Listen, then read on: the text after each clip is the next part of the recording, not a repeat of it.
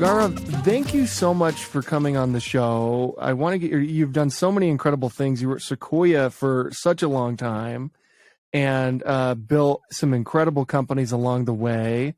And to start, let's start with like how you got involved in tech and how you eventually ended up at Sequoia as one of their partners.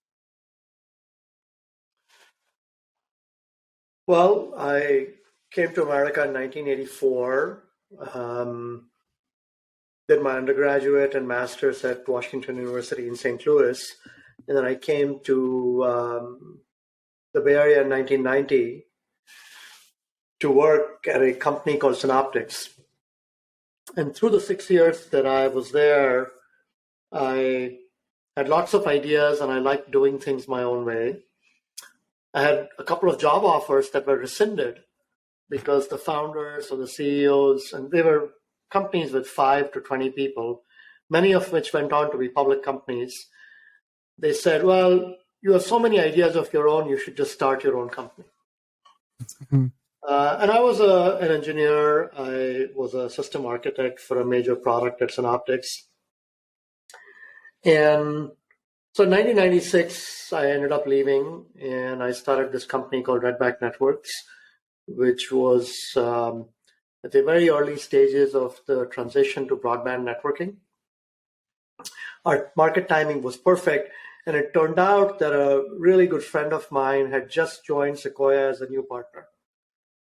So he convinced us to go in and talk to the partnership about the idea. And they became seed investors in the company with a grand total of $200,000 at the time. And so we started this company. Our timing was perfect. And from the time that Sequoia put in that first check, 4 months later, we raised a Series A of $5 million. From the day that we raised a Series A to 4 years later, the company's revenue run rate was $500 million. Wow. And we just had perfect timing and perfect product market fit. And we had predicted that something would be needed that nobody else thought would be needed. And it turned out that this was a very critical piece of glue in enabling broadband networking. So 2.5 years after that Series A funding, we were public. Some point along the way, the market cap was $30 billion. Everybody made a lot of money. And we were at 1,500 people. I had a team of around 100. And I just realized I was spending all my time in rooms with 25 people. Right.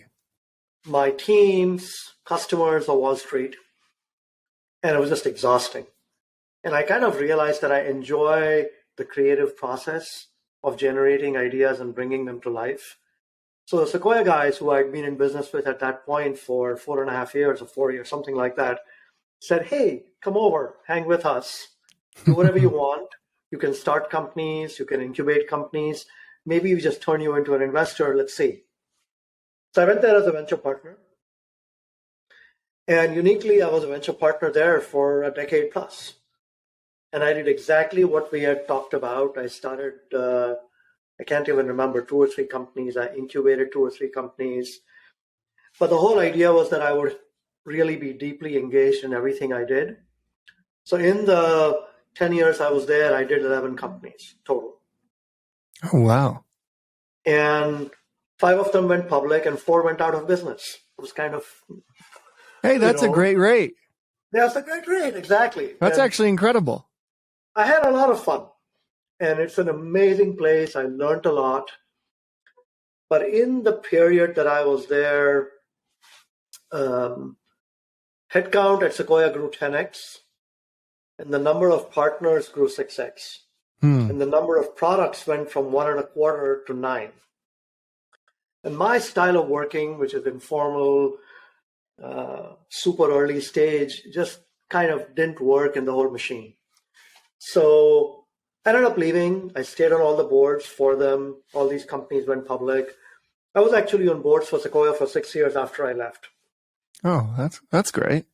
And, it's been a wonderful relationship. So anyway, that's how pre-Wing was kind of my history. Yeah, what do you make, like, because you were at Sequoia, what I would consider kind of the golden era of that firm in some respects. Like, it really became legendary while you were there. And what do you make of that? How do you think that happened? Was that just like right place, right time? Was that something to do with you and the other partners? Like, how did that happen? Um, well, there's a lot of things that go into it. Um, there's a lot of talk about diversity, but at that time, more than half the partnership at Sequoia were immigrants. And like actual immigrants were not born in this country. And you have a certain, and pretty much everybody came here with almost nothing. So you have a certain drive and a hunger, and almost everybody in the building had accomplished something. There were 5, 6 real founders who had taken companies public or done something substantial around the table of 9 or 10. There were people with sales background, finance background. There was a journalist like Moritz. Yeah. There were people who were engineers. There were people that were product managers. There was a pure marketeer in Mark Kwame. So we had former CEOs. We had semiconductor people who are really hardcore, right? And Don Valentine and Pierre. So there was a lot of diversity of thought, of expertise, of industries, coupled with a lot of hunger. Everyone there worked 50, 60, 70 hours a week. And everyone was really alert to the way the world was changing. That's part one. Part two is there's a culture, or there was, I haven't been there in a decade plus. There was a culture of focusing on markets that were substantial and were changing abruptly. Because rapid change favors the startup. If something changes slowly, big companies can do it. Mm-hmm. So you kind of be looking for huge changes in a place where there could be a really substantial market, could be an untapped need, could be something you didn't understand before, number one. Number two, great margin structures. Selling semiconductors to Apple is a big business, but it's low margin. Now, if you're TSMC, you can pull it off, but most people would struggle. And then the third thing is the nature of the founder. Are they the kind that can take a lot of punches, come back the next day with a smile? Are they good salespeople? Do they have domain expertise, right? So there's this long checklist you have in the head and in your consciousness, and there was incredible discipline around those. Not that, and the culture of taking risk to the point, I don't know what the number was, but like at least a quarter of the companies went out of business. But then 35% or whatever were going public, right? Again, that's an incredible number. Like nobody puts up those stats. That is unbelievable. So I mean, but that's the point, that if you have that culture of risk and a little bit of boldness and willingness to look around two corners, you are going to be the investors in the transformative companies. And they don't look like that at the beginning, right? You think all of these babies are great, and some of them turn out to be, some not. But it's just embracing that risk. And I think a lot of investing is follower mentality. To have the courage to do that, then you reap rewards. And to me, that's what venture capital is about. You said a few things there that I want to double click on as you think about kind of the future of Silicon Valley, the future of tech, the future of investing, and kind of the future of work. The first thing you said there that I thought was really interesting is that you guys were working 50, 60, 70 hours a week. That's like become a big kind of hot topic currently in today's climate, with like right. Elon laying people off at Twitter and like saying like, hey, we need to be hardcore in order to work here. It's kind of like brought this to the forefront of like, how much should you dedicate if you're trying to build something great, right? And I'd love for you to talk about that a little bit on like, what does it take? I mean, you've got to put in the hours, you got to put in the work, but like, why is that so important? I think that part is getting missed in the current conversation, is why that's important.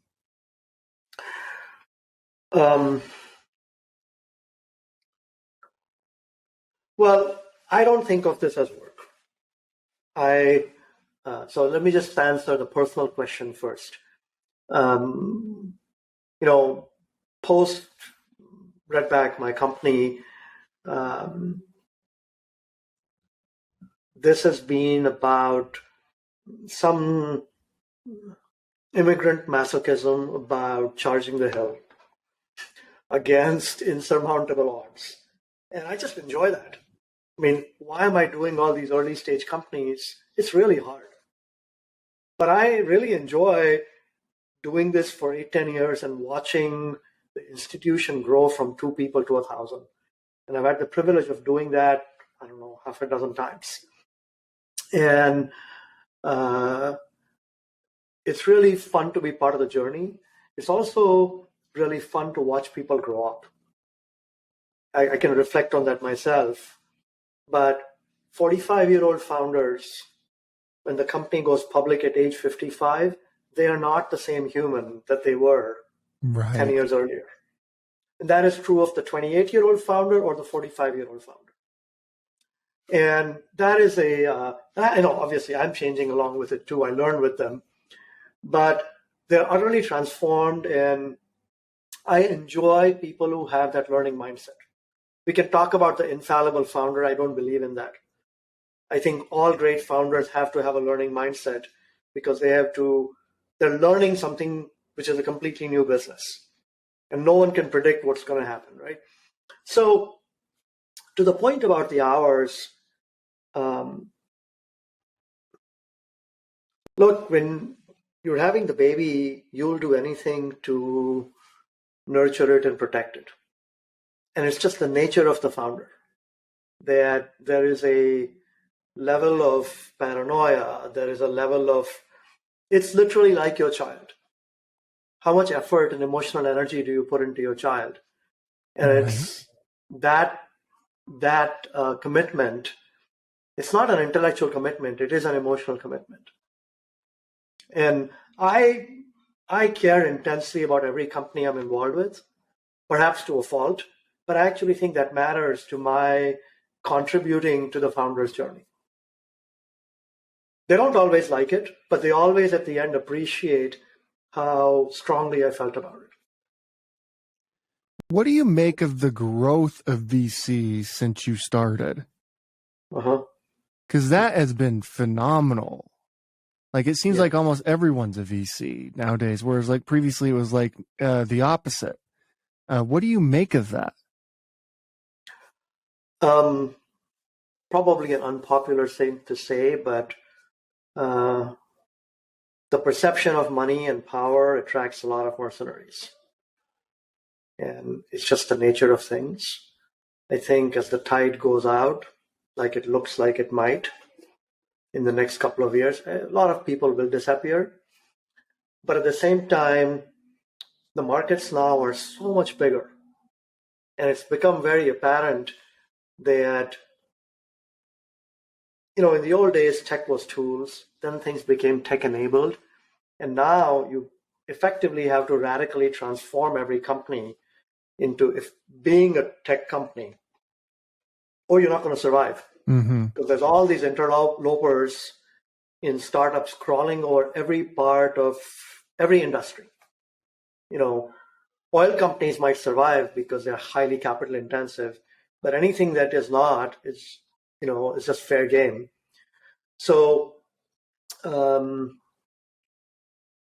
do think it's good that there's more capital to make that transformation. I think it's just a natural evolution of technology that we free ourselves from mundane tasks and apply ourselves to things that are more interesting. I think there was a point in which 70% of the world's population was engaged in agriculture. And, thank God we've moved on from that, and we're not waking up at 4 a.m. to till the field. Right. But So I do think it's a good thing there's more capital, but someone who's been in this business for 21 years, it always just feels like there's too many ups and downs, and even more than the public stock market. It's just the cycles are much bigger. And to some degree, we welcome times like this when money might be scarce. You get more time to evaluate companies. Real founders come out as opposed to people who think it's fashionable to start a company. But I agree with you. There's been too much capital and too many people, and perhaps this correction will get us to a more stable place. Well, on the other hand, it is appropriate that there's a lot more money now than there was 20 years ago. Yeah, that is for sure a net positive, because that means more companies will get funded from different types of entrepreneurs than maybe was funded 20 years ago.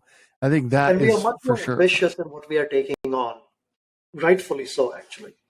And like more money outside of Silicon Valley too, right? Which seems like a really good thing. You mentioned something like when you were at Sequoia, everyone had like started something or had done something pretty incredible to kind of get in that seat and be a partner at that firm. How important do you think that is? Like, part of why I said, like, man, it seems like everybody's a VC now, is it kind of just feels like people who probably have not really had a successful company are investing or have not been in the founder's shoes. And I wonder if that matters in the long run. I can't imagine it doesn't matter to some extent, or whether it's, money is money. It's a bit of everything. The founder is trying to build an institution. The 28-year-old that just entered venture capital may have an instinct for how the world is going to change that I, as a founder, may not, right? And I think you just need a blend of people, but the most important ingredient is intellectual curiosity and kind of the humility to know, this is a hard business. Yeah. And you're grappling with so much uncertainty. How do you write under uncertainty is a big part of the role. And I don't think you can eliminate anybody. You don't have to have this CEO or founder background, but I do think having all of the perspectives is very helpful. So I always feel that partnerships should be made up of people that approach things in different ways. Have different expertise, come from different domains.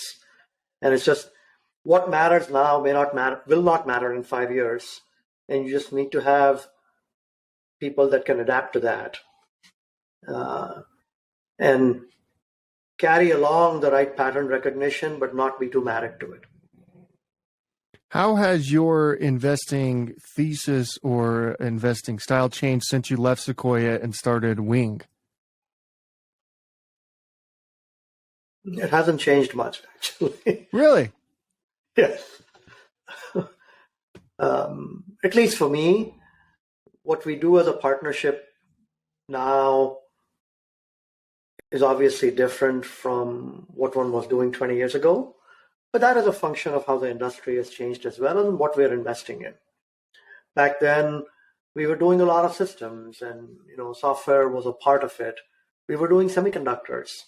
And we don't do those things anymore because the industry is not as vertical as it used to be, right? And economies of scale work in a certain way in the whole tech stack. So in general, venture capitalists have been pushed further up the stack as time has gone on because, Amazon Web Services and people like that have made what we invested in 20 years ago irrelevant. Yeah. So what are you looking at now for like the future? Are you looking at like a lot of biotech, a lot of energy, things are around AI, blockchain? Like what are you see as we head into this period where it feels like we're in a recession, whether they say we're in a recession or not, but like we're going into something that could be pretty intense next year in 2023. Mhm. What do you look at now? Like, where are the opportunities? What does the future look like? We always approach these things from the point of view of what is going to matter for the next 10 years. Because startups take 5 or 7 years to mature. So you need to have markets that are going to be enduring and which don't look like much now, but are likely to be quite significant in 7 to 10 years, right? Or 5 to 10 years. And where our companies can grow into it. So the most obvious thing is there's a revolution underway in data and data availability and data usability. And more importantly, the machine learning that can take advantage of that data can absorb processes, workflows automatically and be proactive, provide greater insights than before, all the things, be generative, right? Mm-hmm. Make us more superpowered, if you will. So the transformation of business and work, we only do B2B investing. So the transformation of business and work through AI based on proprietary or novel data sources is our biggest theme. I think we can all feel that will matter for 10 years. And we see that across vertical industries, across horizontal job types, etc. And then there's a third thing underway, which is the internet started this very large trend of, I don't like this word, decentralization, Mm-hmm. but basically democratization of channels and acquisition. You see that in open source projects. You see that in so many places, product-led growth, consumer companies, of course, which are direct to consumer. There are many opportunities there that you can think of as business modeling because of the enablement, even further enablement of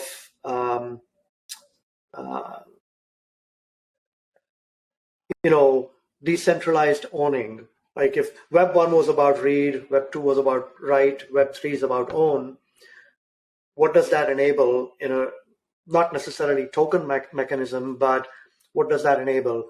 Or are there other things like labor marketplaces are having a real moment in the sun? Mm-hmm. The first generation was product marketplaces with Amazon and eBay.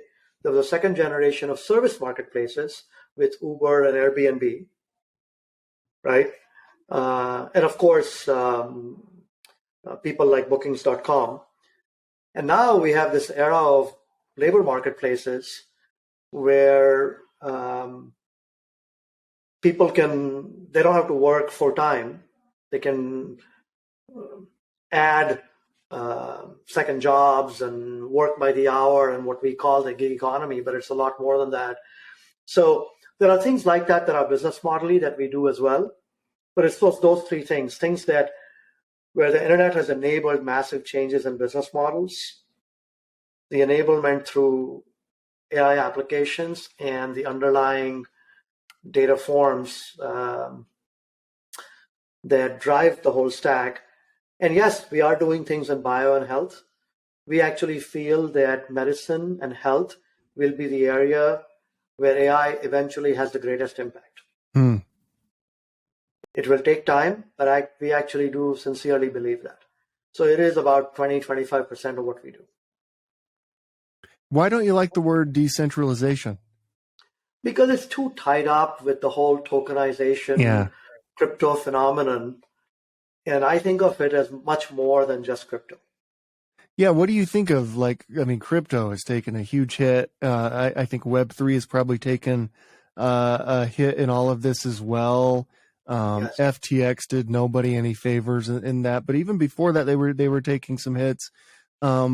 And by the way, it was Sequoia has been in the news around this FTX thing, which is pretty interesting, and kind of them investing in them, and I guess the post that they did about that.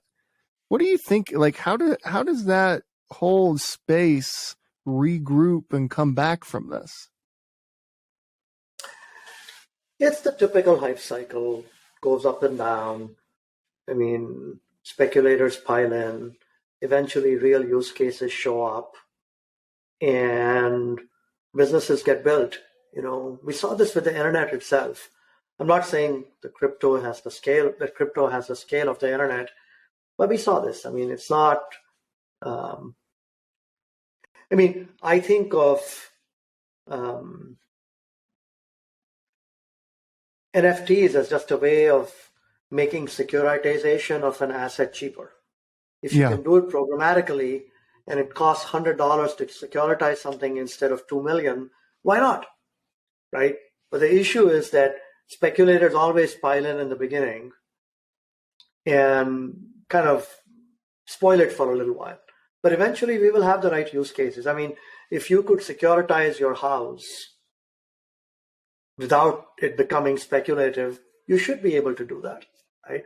Instead of having to go through these mechanisms where there are 3 levels of brokers to get it to the point where it's big enough to securitize and sell off like $1 billion loan portfolio to somebody.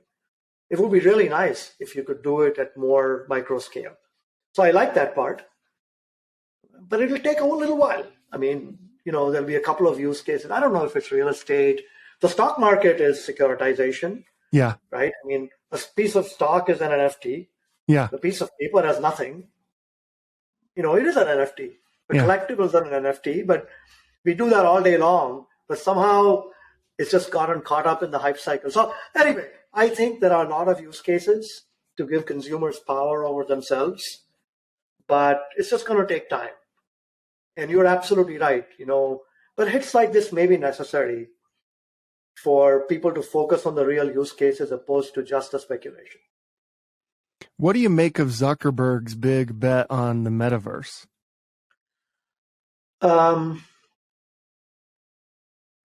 Well,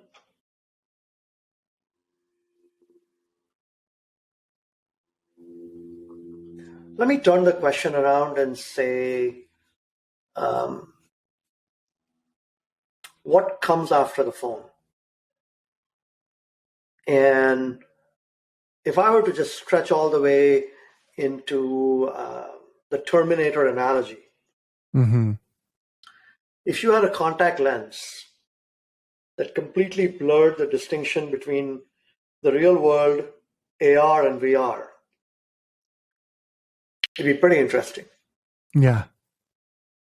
And we would think of even things like art very differently. We would think of experiences very differently. We would think of the way we learn very differently. I mean, we'd be able to experience physical phenomena and teach ourselves physics or biology in completely different ways, in a way that was really intuitive and immersive. So I'm very enthusiastic about it. I just think it's going to take a while for the hardware to show up. And then native software applications that you can't imagine today usually show up a few years after the hardware is available, right? Like, who would have thought of Uber before the iPhone? You wouldn't have thought about it. Yeah, exactly. And that's not an application I would have thought of before. Yeah. So anyway, I mean, I think long term, it makes a lot of sense. How it happens, I don't know yet. And I just I'm not smart enough to predict. So, and I don't know anything about the metaverse work that Meta is doing, but I do think in the 10-year time frame, we really have the possibility of being much more immersive with electronic media. Yeah, what an incredible bet he's making there. And if it pays off, man, that's going to be huge. How are you advising your portfolio companies or companies that come to you to raise money now, but in particular ones that you've already funded, going into next year, going into 2023? What are you saying to them?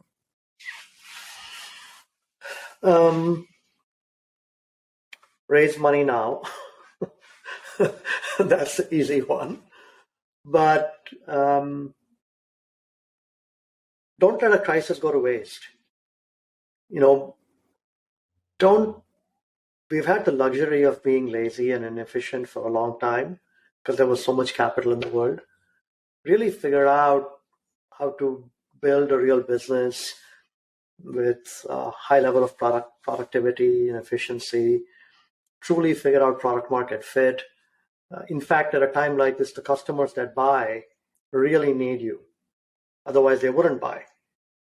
So over-index that signal compared to the lots of products, nice to have products are being bought. So the telemetry now is much stronger. So pay attention and be really ruthless about focusing on what's important. Yeah, what do you make of this? Like, it feels like founders and CEOs now have to really think about more than just their company.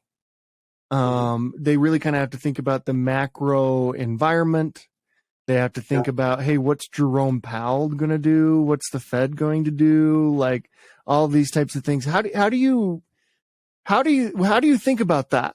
Like you start out and it feels like, maybe in like the 2010s or early 2000s, you were just like, I'm just building this company heads down, focused entirely on that. But now it doesn't seem like you're able to do that. Or am I wrong about that? I think it's always been like that. I think when you start a business, you have to think about everything that affects it. And we've had the luxury, which we don't appreciate enough, of an ecosystem where the founder who's really narrow and deep has access to that perspective through advisors, through venture capitalists, through the people they bring on. And that's the strength of where we live. Other people have managed to replicate parts of it, but it takes a long time for an ecosystem like this to build. And I do think it's always been like that. We've been sheltered, perhaps with a lot of money in the last 10 years, more than usual. But understanding markets, understanding the nature of product market fit, that's never really changed.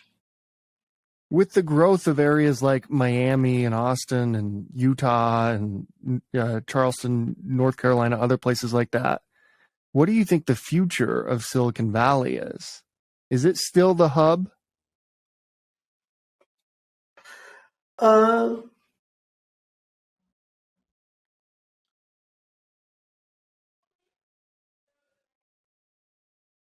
There is something in the water here and in the culture, which is more immersive than any physical geography. I do think the pandemic and is going to kick off an age where talent can be anywhere, and we have learned to work with that. So I don't think of it just as Austin and Miami and North Carolina and Boston or whatever. I actually think we're going to be tapping talent from all over the world in a much more accessible way. At some level on Zoom, does it really matter if the person is in the Ukraine, not right now, but in the Ukraine or in Austin? I mean,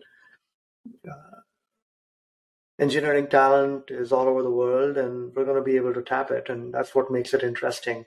Now, this culture of founding companies and the ecosystem I talked about, yes, it's been replicated in Israel, in China, in other parts of the United States.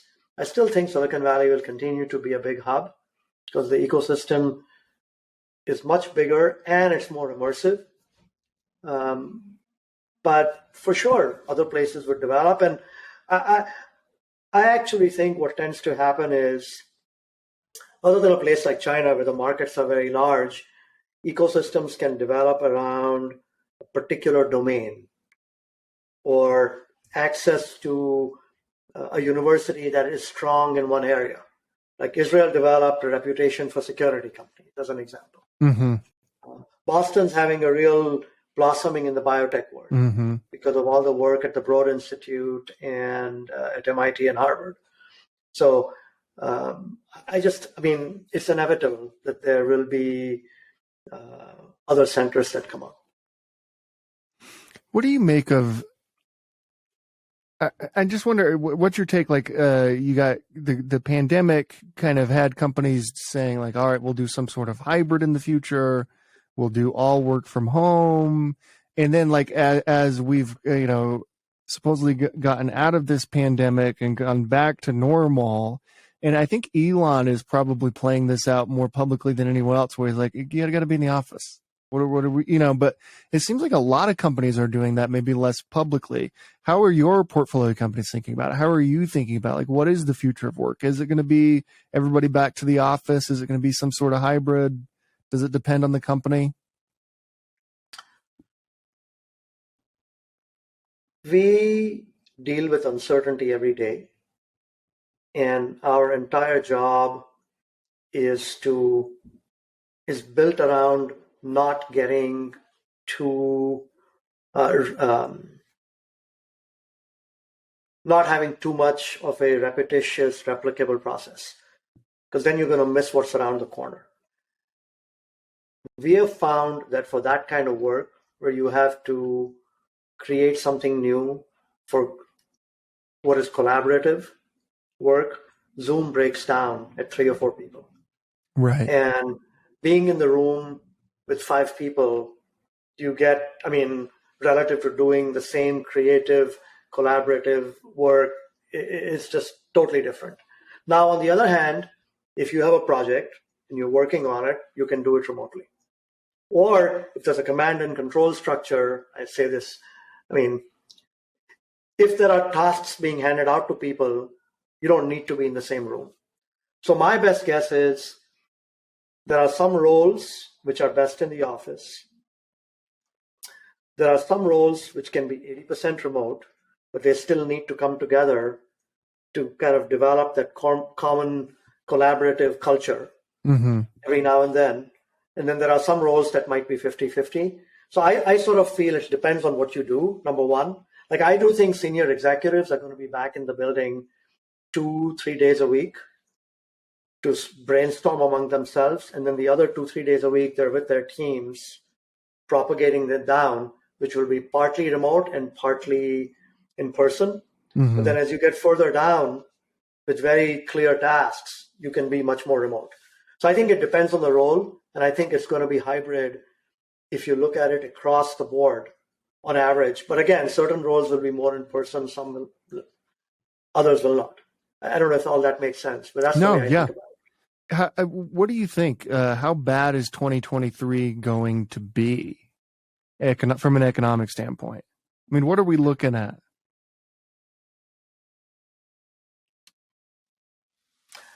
Hard for me to prognosticate because there's so many macro factors. If the war in Ukraine ends tomorrow, I mean, that might change things. And so it's really hard to predict. What I can say now is it's very clear that lots of companies are missing revenue. And you see that in the public markets. And there's a cascading effect. When you miss revenue, budgets tighten up, you spend less money. In fact, it seems to be what the Fed is aiming for. Right. So it seems to be working. How far it needs to go to do what they need to do, I have no idea. I mean, that's a topic for economists, most of whom will disagree with each other. So I suspect it will be on average a little tougher than 2022 because the cycle started this year and it'll play out a little bit more next year. But a year from now, will it be worse or better than today? I have no idea. We have this theory. Yeah. I think that's super helpful. And by the way, I'll let you go here because I'm not sure how much time I have with you. But I'll end on this question. We have this theory here at CEO.com that chances given are just as important as chances taken. So when you take a chance on yourself, There's something really beautiful about that. There's also something really beautiful about giving someone a chance. Who gave you a chance in your career as you reflect back on, the things you've built, the things you've done, the companies you've been a part of, the firms and Sequoia at Wing, and the various companies, who gave you a chance that really stands out and made a difference in your life? Lots of people. It's not one thing. When I first came to the Bay Area, it was the founder of Synoptics. Ron Schmidt, who really, he was like 17 layers above me, but really took an interest, and I developed a lot of perspective about the broad business because of that. When I started Redback, no question, the Sequoia guys really leaned in, and Pierre Lamond, who's a legend, was our chairman, was absolutely transformative. And I'm sure you can talk to a half a dozen founders that could regale you with great Pierre stories. But I really learned a lot. I learned a lot from Mike Moritz, from all of my partners, from Doug Leone, from Ruloff, Don Valentine, who was around, and his office was next to mine for a number of years. So a lot of people have been very generous. And I'd even say, number of founders gave me, the untested venture capitalist, a chance. And it worked out quite well. So I've always been, luck is what you do with it a little bit. Right. But I've always been very fortunate in that people were willing to make time for me. That kind of seems like that's what's in the water. We're going back to our previous conversation about Silicon Valley. That kind of seems like that's what Silicon Valley is people giving each other a chance, helping each other out even when they don't have to. It seems like that's really the ethos that came out of there and built, the greatest hub of innovation the world's ever known. Yeah, and you're right. And go back to the beginning. This is sort of why I do this, because I really enjoy watching the founder evolution. And that in itself is a drug, Yeah. Well, that's beautiful. Hey, Gaurav, thank you so much for coming on. It really means a lot that you took the time for us, and good luck with everything. And I'm sure we'll talk again soon. Absolute pleasure. Thank you so much. Thank you so much. Thanks for having me on.